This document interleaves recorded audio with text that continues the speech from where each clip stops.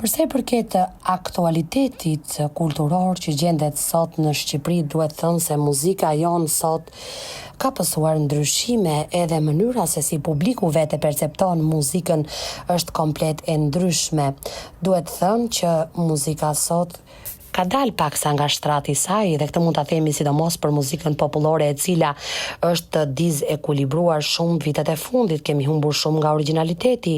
shpeshherë kënga denaturohet, del nga shtrati i saj, kemi huazime të shumta, shpeshherë me tepridhe të panevojshme, por duket se muzika e jugut e ruan paksa ato origjinalitetin, pasi personazh kryesor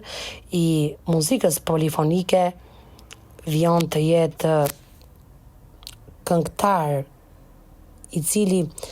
dita përcjell këngën ashtu siç duhet, po kështu edhe muzikës instrumentale, ku mund të themi se klarineta është një personazh prijes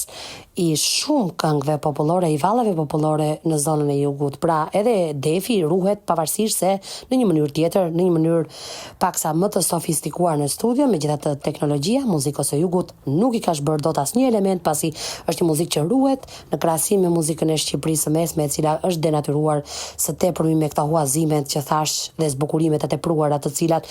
e kanë zhbërë shpeshherë atë çka është arritur, atë çka është fondamentale për kulturën muzikore të Shqipërisë së Mesme. Si muzikologe dhe si redaktore e muzikës në Radio Tirana, konstatoj që muzika viteve të fundit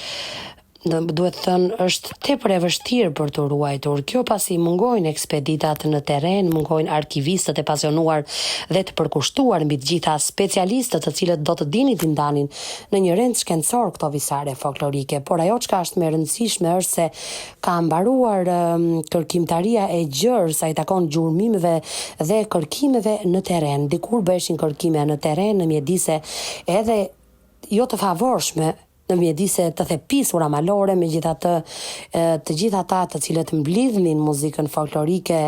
dhe e kategorizonin në një rend shkencor, tashmë nuk janë më,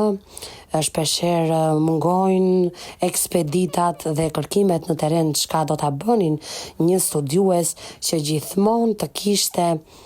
një mënyrë për të gjetur atë lëndën e parë burimore folklorike, e cila në zonat rurale, në zonat e thella malore, në zonat e epërme, nëse mund ta themi kështu, në krahinat e veriut,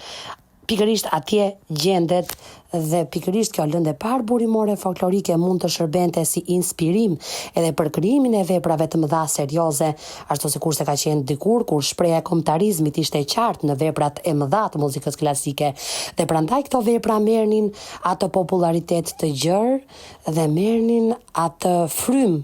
të një populariteti që sot vështirë se mund ta gëzojnë vepra, pasi mungon pikërisht shpreha e kombëtaritetit në shumë prej tyre.